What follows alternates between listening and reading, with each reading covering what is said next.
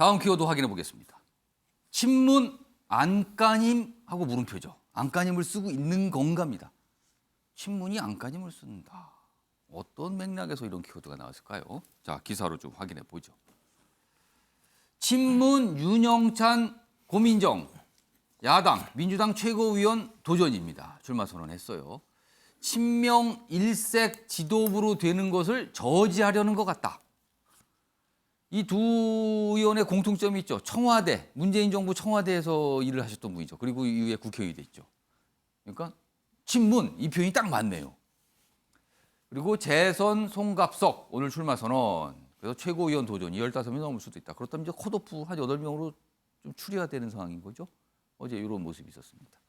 자, 그럼요. 이 두 의원의 어제 출마 선언이 있었는데요. 기자회견을 통해서 한 얘기가 있습니다. 들어보시죠. 민주당은 누군가의 당이 아니라 우리의 당이며 자랑스런 나의 민주당이어야 합니다. 민주당은 나만이 고칠 수 있다는 독선적 사고로는 공감을 얻을 수 없을 뿐만 아니라 서로에 대한 상처만 깊어질 뿐입니다. 다른 당원을 향해 멸칭을 부르며 조롱하는 이는 민주당원이 아닙니다. 그런 망동은 민주당을 수렁으로 몰고 가는 해당 행위이고 몰상식입니다. 부탁드립니다. 민주당의 가치를 공유하는 당원이라면 이제는 조건 없이 서로 환대합시다. 뭔가 굉장히 점잖게 얘기했지만 들어보면요. 이재명 의원을 얘기하는 것 같죠? 민주당은요. 이재명이 당이 아니에요. 모두의 당이지. 이 얘기를 하고 싶은 것 같고요. 그리고 윤영찬 의원의 경우는요. 문자폭탄 이런 것 좀 그만 좀 보내세요. 이 얘기를 저렇게 애둘러서 말씀하시는 것 같기도 합니다. 지금요. 강성 지지층에다 어떤 부탁, 호소 이런 말을 한 것 같기도 합니다. 기사 더 보죠. 어대명, 어차피 대표는 이재명. 뭐 이런 표현이죠. 어대명 기류 속에 친명 대 비명 최고위원 선거에서 한판 승부를 벌인다. 그러니까 친명 측에서는요. 이번에 뽑는 선출이 되는 최고위원 자리가 5자리거든요. 그중에서 한 3자리 정도를 확보해야 당대표 이재명 의원이 돼도 견제도 하고 뭐 할 수 있다. 뭐 이런 생각을 하는 거라고 여기 분석이 돼 있습니다. 그래서 친문들의 최고위원 도전. 당대표는 쉽지 않아 보이니까 최고위원 자리를 가능한 많이 확보해서 견제를 할 수 있게 해야 된다. 뭐 이런 기류 아니냐는 거죠, 지금. 뭐 이렇게 적혀 있습니다.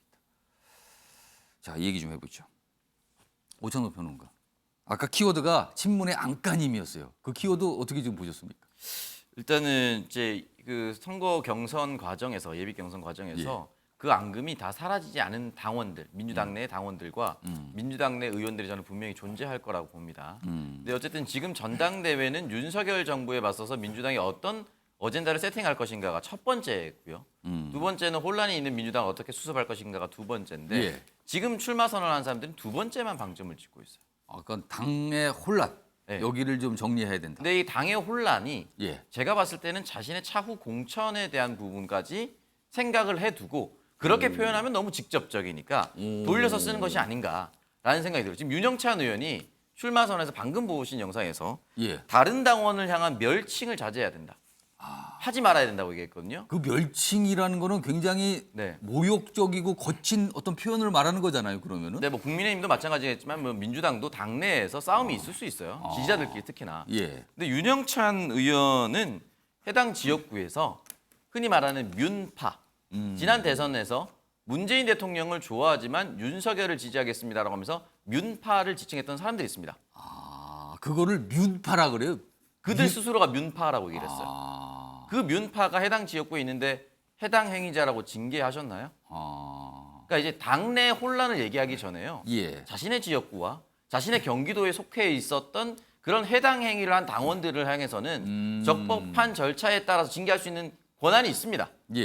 그리고 이 얘기는 좀 내밀한 얘기인데요. 의원님 비서실과 보좌진 SNS 확인해 보시면 그 뮨파와 마팔이 많이 되어 있습니다. 그건 뭐죠? 그건 멸칭을 쓰는 자들이 아닌가요? 아, 당에서 일각에서 그런 것도 주목하고 있다는 거네요. 다 공개가 돼요. 이 정도로 당원들이 제가 알고 있는 거는 제가 비서실인지 누군지 몰라요. 근데 워낙 심하게 싸우다 보니까 이런 내용들이 다 온라인상에 공유가 되어 있습니다. 그렇다면은 나부터 먼저 관리를 하시고 그런 발언하는 것이 좋다라고 생각이 들고 당내 쇄신을 외치고 민주당의 정확한 어젠다, 저는 솔직히 말씀드려서 지금까지 출마 선언한 당대표 최고위원 후보들 중에 민주당은 앞으로 어떻게 나아가야 된다는 미래 비전을 제대로 제시하는 후보가 저는 한 명도 보이지 않았습니다. 예. 오히려 원외에 있는 대학생위원장이 훨씬 더 괜찮은 아이디어가 나왔어요. 그러니까 이렇게 본다면 저는 이제 개파 싸움으로 보일 수밖에 없는 것으로 스스로가 몰아가고 있다. 뚜렷한 어젠다가 보였으면은 사람들 거기에 집중했을 겁니다. 예. 근데 지금까지 나오는 거는 저는 별로 없었다고 봅니다. 자, 김종욱 전 행정관께는요. 방금 전에 영상으로 좀 확인해 봤는데요. 친문, 이른바 민주당의 주류 아니었습니까? 네. 민주당을 끌고 가는 어떤 뭐 개파라면 개파할 수 있는데 말하는 거 보면은 이거는 누구의 당 아닙니다. 같이 뭘 해야죠. 그리고 그만 좀 공격하세요. 이게 뭡니까? 어대명 기류 속입니다. 친문 어쩌다 이런 처지가 된 겁니까? 그 친문들이 좀 얄밉죠. 말씀하신 내용들을 보면.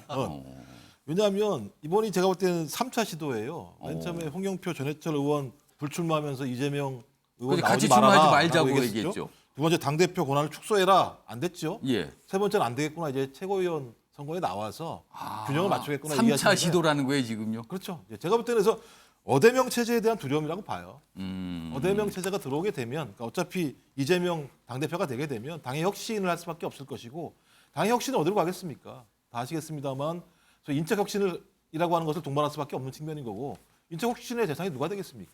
친문이다. 왜? 친문은 주홍글 씨가 있어요. 다 아시겠습니다만 그 주홍글 씨는 국민들에게 있죠.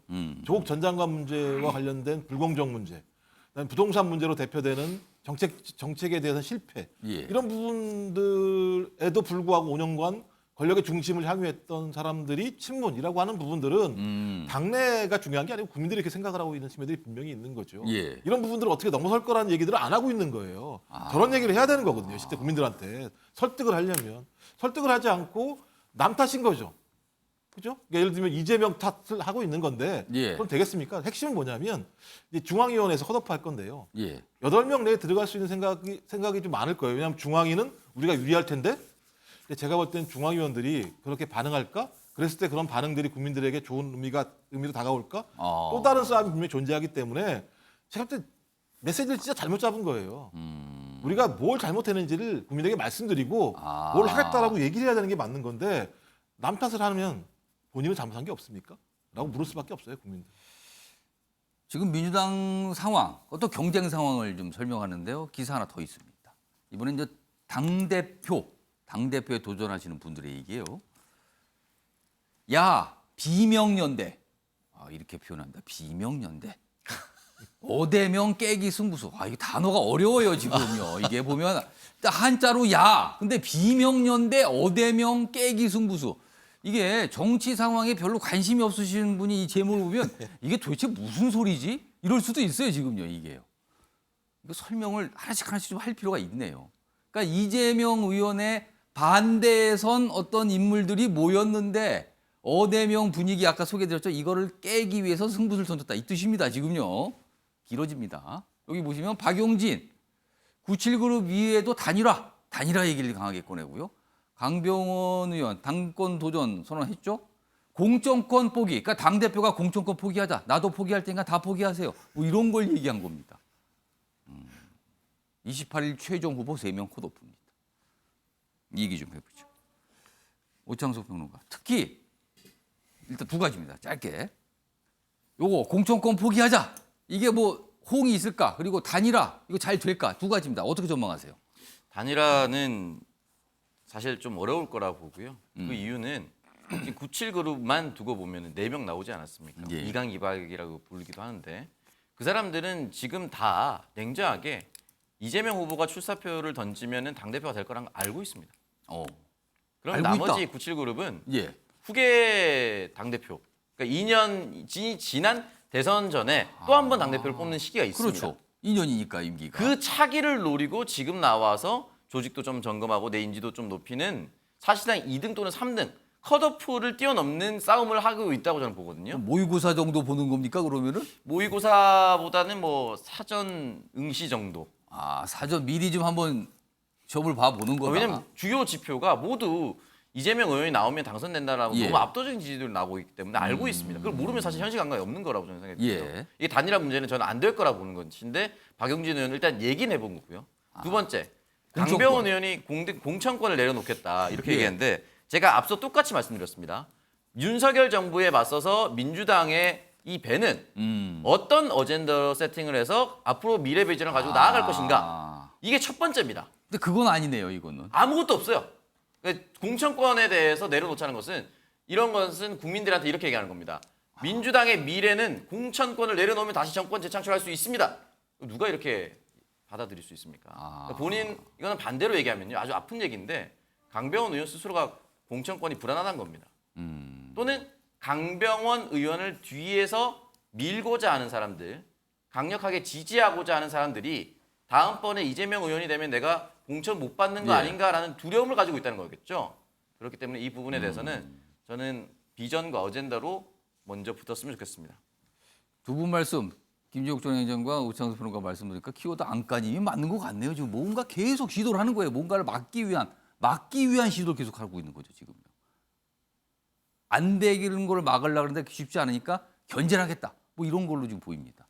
자, 김용태 최고위원, 민주당 전당대회 결과가 어떻게 될 거로 전망하십니까? 아직 좀 남았긴 하지만 어떻게 보세요? 제가 저희 당 상황도 지금 녹록지 않은데 뭐 그렇긴 합니다만 참 제가 질문을 잘못 드렸군요. 부담스럽긴 한데요. 제가 봤을 때는 당연히 어대명 아니겠습니까? 지금 승부수라고 표현을 하는데 언론에서 당 대표는 일단 뭐 그 분위기다라는 얘기가 무슨 많죠. 승부수입니까? 지금 비대칭 전략입니다. 저긴 핵을 가지고 제를 완전 비대칭 전략이다 지금. 저는 어대명이라고 생각되고요. 다만 이 비명연대라고 표현을 했는데 비명연대가 국민들께 비전을 드리고 관심을 받을 수 있는 상황이 돼야 되는데 예. 진짜 아이러니하게도 민주당의 전당대회 변수는 국민의힘 당대표인 것 같아요. 당대표의 수사 결과라든지 이런 것들이 온 국민의 관심을 받고 있기 때문에 민주당의 전당대회가 감동도 없고 재미도 없습니다. 제가 봤을 때. 그렇기 때문에 좀 전당대회가 흥행하기 위해서라도 국민들께 어떤 비전과 예. 재미와 감동을 선사할 필요가 있다고 보고요. 저는 어대명이라고 생각하고 저 이재명 의원께서 대표가 되면 아마 공천 대숙청이 있을 거라고 봅니다. 결과적으로 대숙청이 예상된다, 혁신이라고 지금. 하셨는데 혁신의 기본 방향은 국민들께서 민주당이 혁신하고 있구나를 느끼는 가장 큰 확실한 것은 인물이 바뀌고 얼굴이 바뀌는 예. 것이거든요. 그렇기 때문에 친문 그룹들이라고 하는 사실상 반명이었던 의원들에 대한 어떤 숙청이 있을 거라고 생각되고요. 이재명 의원께서도 향후에 대권에 대한 도전이 있으시겠죠. 그렇게 하기 위해서라도 당권의 헤게모니를 잡기 위해서라도 아마 공천을 본인의 좀 더 본인하고 뜻을 맞이하시는 분들을 공천하지 않을까에 대한 생각이 있습니다. 김용태 최고위원께서 뭐 남이나 상까지 볼 겨를이 없다는데 좀 관심 있게 보고 계신 것 같은데요. 설명을 여러 가지 해주셨어요.